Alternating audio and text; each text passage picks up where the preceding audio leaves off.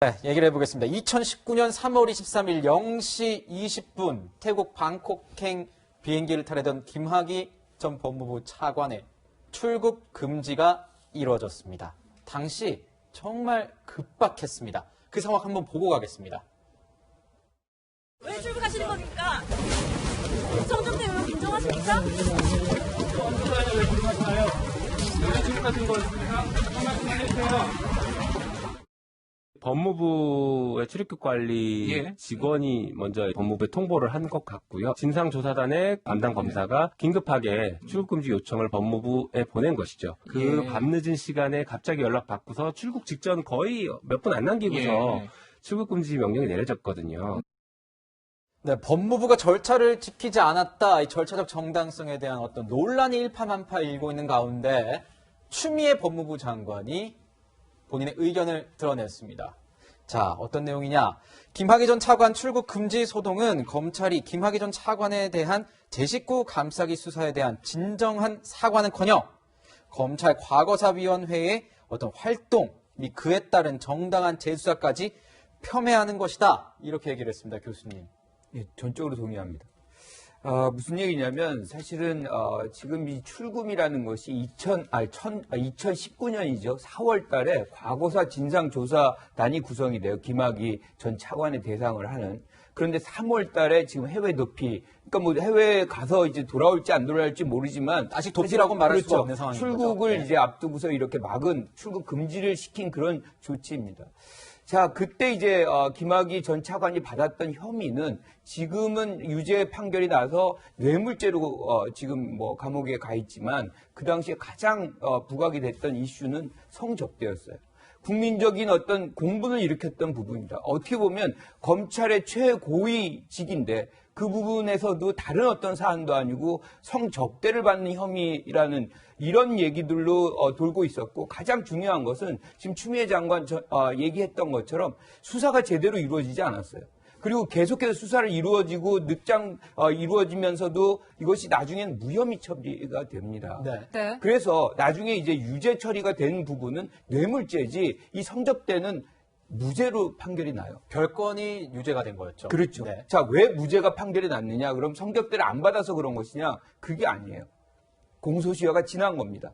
그러면 검찰이 먼저 해야 되는 거는 이렇게 그때 해야 될 때 수사를 제대로 못해서 공소시효가 만료가 돼가지고 무죄 처리되게 한 것. 그 자체가 사실 검찰의 잘못이기 때문에 그것부터 반성을 하고 이 절차적인 문제에 대해서 짚고 넘어가야 되는 것이지, 이 본질에 대해서는 아무 이유 없이 지금 아무런 언급 없이 사실상 이 절차가 문제가 있으니 이 모든 것이 잘못된 것처럼 얘기하는 것은 진짜 검찰이 반성을 안 하고 있다. 뭐 이 생각을 지울 수가 없습니다. 검찰이 원죄가 있다 이런 거고. 그렇습니다. 네, 법무부도 역시 전혀 문제가 없다라는 입장이고요. 입장을 밝혔는데요. 출입국 관리법상 법무부 장관이 직권으로 출국 금지를 할 수 있는 권한이 있는 점에 비춰볼 때 부차적인 논란에 불과하다라고 했어요. 변호사님. 이 부차적인 논란 맞습니까? 근데 그러려면 그때 장관이 직접 하지 왜 이러셨을까요? 그게 궁금하더라고요, 저거 보니까. 지금 장관이, 저 얘기는 뭐가 깔려있는가 하면, 첫째는 당시에 그 이모 검사가 이게 긴급 출국금지 요청하고 있는데 뭔가 문제가 있었다는 건 저는 자인하는 거로 봅니다.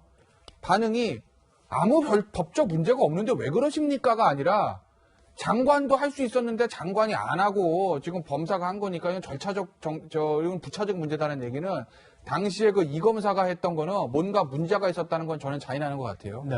그러니까 왜 이렇게 나누냐면 출금을 지금 이 검사가 신청했을 때는 이 검사가 실제로 그걸 할 수 있는 권한이 있느냐, 출금 요청서 썼을 때 정식 피의자나 어떤 내사가 입건된 건도 아닌데 과거 내사번호 갖다 쓰고 없는 내사번호 만들어서 쓰고, 그러니까 정식 피의자로 입건도 되지 않은 상태에서 출금하는 거 절차적으로 문제 있는 거, 이거 지적한 거거든요.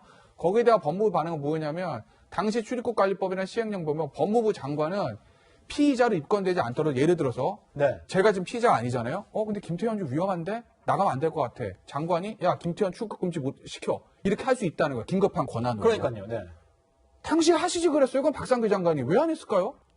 했으면 되는 거잖아요. 박상기 장관이 본인 입장을 밝히면 이 모든 게 다 그러니까 해결될까요? 그게 만약에 있다고 하면, 그 권한이 있다고 하면, 물론 그것도 지금 추 장관이랑 조 전 장관 밑에 있는 검찰 개혁위원회에서 그 규정 개정하라고 그랬습니다. 아무리 장관이도 피의자로 인권도 안 된 사람 출국 금지하는 거는 거주 이전의 자유에 대한 심각한 침해잖아. 그래서 그거 개정하라고 권고를 지금 현 정부에서 했는데 어쨌든 당시 2019년에 그 규정에 살아 있었으니까 그럼 박상기 장관 했으면 되는 거잖아요. 당시에 장관은 왜 안 하고 나서 이제 지금 와가지고 장관도 할 수 있었는데 안 했던 거니까 이거는 절차에 문제가 없다라고 얘기를 하는 걸까? 저는 납득이 안 된다라는 거고 우리가 이런 게 있어요. 우리 예전에 미란다 원칙이라는 거 있잖아요. 뭐 더 무슨 변호인을 선임할 권위가 있고 네. 권리가 네. 있고 뭐 진술가 없고 어쩌고 저쩌고 하는 거. 네. 그 미란다 착한 사람에게요, 나쁜 사람에게요? 나쁜 사람이죠. 흉악범이에요, 흉악범. 네. 그러니까 흉악범을 잡을 때로 절차를 지켜야 된다는 게 근대 사법의 기본 원리 중에 하나예요. 그런데 지금 이걸 안 했다는 거예요. 전 김학이라는 사람 두둔하고 싶은 생각 1도 없습니다. 어쨌든 2심에서 뇌물 일부 유죄 나와서 법정 구속된 사람이고 그 사람의 죄가 다 전부 무죄가 나온다고 하더라도 만약에 이 검찰 고위 간부라서 정말 입에 담기시면 정말 추한 일을 한 거거든요. 그러니까 저는 뭐 도덕적으로나 정치적으로나 법적으로나 이 사람 두둔하고 싶은 생각 1도 없는데 그래도 아무리 흉악범을 잡더라도 절차는 지켜야 되는 게 맞다. 과거에 검찰이 김학의 장관 당시 차관 수사 지지부진하게 해가지고 맞죠? 당시에 검찰이 잘 못해가지고 공소시효 지난 거 맞죠? 그럼 과거에 그 검찰대로 책임지고 처벌받으면 되는 거고 그럼 그걸 잡기 위해서 현재의 검찰은 또 다른 법을 위반하는 건 맞느냐? 그건 아니지 않습니까? 예. 과거에 너희들도 법을 위반했으니까 나도 지금 법을 위반해야겠다. 이건 아니지 않아요? 네. 그래서 이 논란이 이런 것 같습니다. 절차에 대한 문제. 과거 무혐의 처리된 사건 번호와 가짜 내사 번호를 넣은 이 출국 금지 요청서를 작성했다는 의혹에 대해서는 추 장관도 법무부도 얘기를 하지 않고 있는 것 아니냐. 그래서 약간 논점 흐리기 용 아니냐. 이런 비판이 있는 것도 사실이에요, 교수님. 지금 논란이 되는 부분은 공문서 위조예요. 출국 금지에 관련된 공문서 위조 또는 그렇죠. 누가 지시를 했느냐 네. 이 관련해서 예. 얘기가 되는 거죠. 그런데 이제 미란다 원칙을 말씀하셨는데 사실 이 사안에 있어서는 구속이 아니거든요. 그냥 출국만 못하게 하는 거, 집으로 돌려보낸 거 외에는 다른 조치가 없어요. 그런데 만약에 여기서 이제 출국을 시켰다. 이때 돌아오지 않는다. 그리고 나서 뭐 많은 혐의들이 드러난다 그러면 그때 당시에 이제 국민들의 어떤 분노 뭐 그런 감정을 본다면 이게 나라냐. 이거 하나 못 막고서 이런 것을 방치하는 것이 진짜 법무부가 할 수 있는 일이냐. 이 정도 역량뿐이 안 돼. 온갖 비난을 다 받았을 겁니다.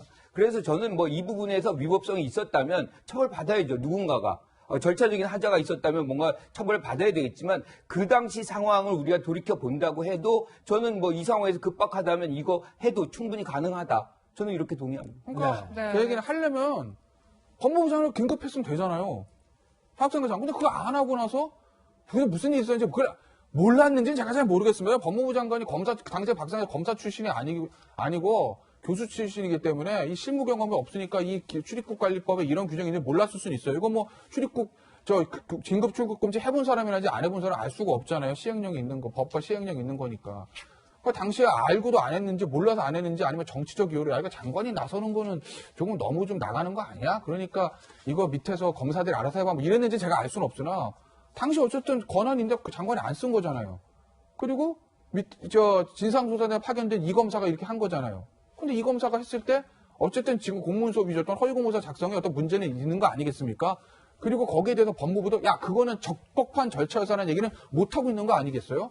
그럼 어쨌든 진상조사에서 처벌받은 게 맞는 거죠.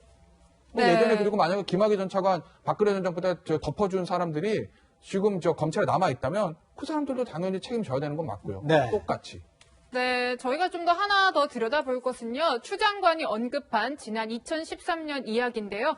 그러니까 지난 2013년에 황교안 장관이 전 검찰총장과 관련해서 피의자도 아닌 참고인에 대해서 장관직권으로 출국 금지 조치를 한 바 있다라고 글을 적었어요. 평론가님 어떻게 봐야 될까요? 이게 뭐 2013년도에 법무부 장관이 검찰총장 이제 감찰하겠다고 밝히면서 그 당시 검찰총장이었던 최동욱 전 총장이 물러났었죠. 네. 그 사건 관련돼서 최동욱 전 총장 관련된 이 참고인을 황교안 당시 장관이 직권으로 출국 금지했다는 그동안은 알려지지 않았던 내용을 추미애 장관이 언급했습니다. 하지만 이게 딱 비교가 안 되는 것이 만약에 이번 이 김학의 전 차관 이 출금 사건에서요.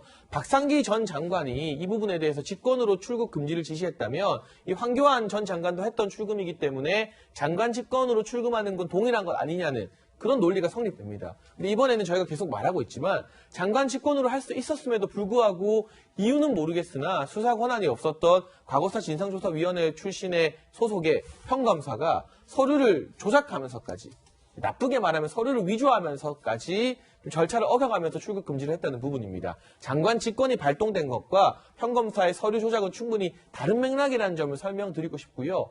모든 절차적 이 하자를 떠나서 저 역시 김학의 전 차관이 법적인 어떤 처벌을 받아야 되고, 심지어 이번에 받은 법적 처벌조차 공소시효가 지났다는 이유 하나만으로 그가 저지른 과오에 비해서는 상당히 가볍다고 생각합니다. 여기에 대해서 수사를 미진하게 하거나 일정 부분 수사를 덮었던 검찰들에 대해서도 분명한 징계 조치와 또는 필요하다면 2차 수사까지도 이어져야 된다고 생각합니다. 하지만 우리가 이런 식으로 절차적 공정성을 하나 둘 이런 이유 때문에, 저런 이유 때문에 눈 감기 시작하면 김학의 전 차관이 아니라 그 다음에는 그보다 조금 덜한 잘못을 저지른 사람, 나중에는 잘못이 그리 크지 않은 사람에게까지도 국가의 수사 권력이 절차를 무시하고 그 사람을 위협할 수 있다는 점을 미루어 보게 된다면 이 문제의 당사자가 저는 김학의 전 차관이라는 사실을 우리 머릿속에서 지우고 이 절차가 공정했느냐 안 했느냐, 하자가 있었다면 그 하자에 대해서 누군가 책임질 사람은 그럼 나와야 되지 않겠느냐, 그런 부분으로 이 사건을 접근하는 게 마땅하다고 생각합니다. 절차에 집중을 하자, 절차적 정당성에 집중을 하자, 이런 말씀이신 것 같습니다. 자, 추 장관이 글이 올라온 지 1시간 반 정도 후에 유상범 국민의힘 의원, 검사장 출신이죠. 자, 글을 하나 올렸습니다. 법무부 장관도 범죄 수사가 없는 이상 직권으로 출근을 할 수 없다, 이렇게 주장을 했는데요, 변호사님. 곧 이런 내용은 맞는 겁니까? 그러니까 지금 상황에선 추미애 장관 같은 경우에는 김학의 전 법무부 차관에 대해서는 중대 범위가 있었기 때문에, 수사가 이루어지고 있었기 때문에 가능했고, 아마 유상범 의원 이렇게 얘기하는 게 아닐까 싶습니다. 최동욱 전 검찰총장에 대해서도 감찰이 아마 진행 중일 것이니 그거에 대해서 출국 금지한 게 아닐 것이니 이렇게 얘기한 것 같은데.